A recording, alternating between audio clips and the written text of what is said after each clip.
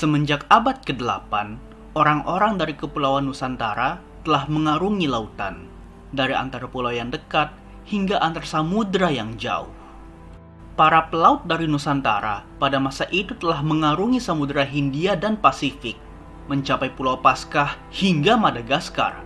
Mereka berdagang dengan pelaut dari Cina, India, Arab, dan Persia. Pengetahuan dan kemampuan berlayar pelaut Nusantara sangat tinggi, walaupun hanya menggunakan kapal bercadik sederhana. Seiring berjalannya waktu, kapal-kapal mereka menjadi semakin besar, dan kerajaan-kerajaan maritim besar pun bermunculan. Kerajaan seperti Sriwijaya, Majapahit, dan Demak merupakan kerajaan maritim besar yang disegani oleh kerajaan-kerajaan di Cina, India, dan Arab. Dan di Nusantara, mayoritas kerajaan-kerajaan maritim besar muncul di Pulau Jawa. Namun, sejak abad ke-17, muncul kerajaan maritim besar di luar Pulau Jawa, seperti Goa, Aceh, dan Ternate. Sementara di Pulau Jawa sendiri, kerajaan maritim besar tidak banyak berkembang. Bagaimana hal tersebut bisa terjadi? Mengapa kerajaan di Jawa tidak lagi menjadi kekuatan maritim? Kemana budaya maritim mereka? Untuk mencari tahu jawabannya, silakan subscribe dan bunyikan loncengnya.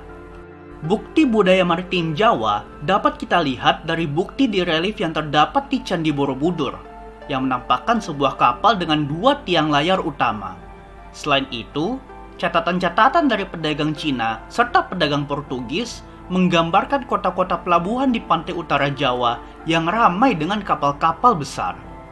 Kapal-kapal besar ini dikenal dengan nama kapal jong dan digunakan secara luas oleh para pelaut dari Jawa, baik sebagai kapal dagang maupun sebagai kapal perang. Kapal jong merupakan kapal yang besar dengan beberapa varian. Kapal yang lebih kecil dan umum dipakai memiliki panjang berkisar 70 hingga 90 meter, mampu membawa sekitar 120 orang dan mengangkut kargo sekitar 500 hingga 800 ton. Sementara yang paling besar memiliki panjang 140 hingga 180 meter, mampu membawa sekitar 800 orang dan mengangkut kargo sekitar 1.600 hingga 2.000 ton. Kapal jong memiliki 4 hingga 6 tiang layar utama, dan konstruksinya menggunakan kayu tebal seperti kayu jati. Karena menggunakan kayu tebal, untuk perbaikan biasanya ditutupi dengan kayu baru, sehingga kapal jong rata-rata memiliki 3 hingga 4 lapis kayu, membuatnya menjadi sangat tebal. Kerajaan Majapahit menggunakan kapal jong sebagai kekuatan utama angkatan lautnya. Jumlah pasti yang dimiliki Majapahit masih belum diketahui, tetapi ekspedisi terbesar yang dilakukan Majapahit saat mengerahkan sekitar 400 kapal jong ketika menyerang Kesultanan Pasai pada pertengahan abad ke-14. Kesultanan Demak di bawah pimpinan Pati Unus pada tahun 1513 mengerahkan 100 kapal saat berusaha mengusir Portugis dari Malaka. Dari 100 kapal tersebut, 30 diantaranya merupakan kapal jong besar yang dilapisi hingga 7 lapis papan kayu jati, membuatnya menjadi benteng terapung. Meriam-meriam Portugis, walaupun lebih besar dan kuat dibandingkan meriam yang dimiliki Demak, tidak mampu menembus ketebalan kayu kapal jong milik Demak.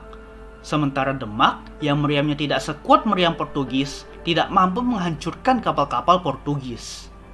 Portugis kemudian menargetkan tembakan meriamnya ke kemudi kapal jong, sehingga kapal tidak dapat dikemudikan. Demak akhirnya tidak mampu menembus benteng Malaka. Pertempuran antara Demak dan Portugis ini merupakan salah satu yang terbesar pada abad ke-16.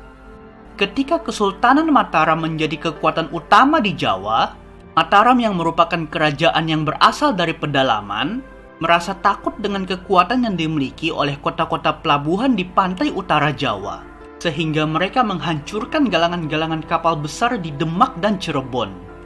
Pada periode Kesultanan Mataram inilah budaya maritim Jawa hilang, dan kekuatan maritim besar tidak lagi muncul dari Jawa. Kekuatan maritim sejak saat itu didominasi oleh Kesultanan Goa. Dan saat ini, jika bicara budaya maritim, maka Jawa tidak masuk dalam top of mind kita. melainkan orang Bugis dengan kapal pinisinya yang ikonik.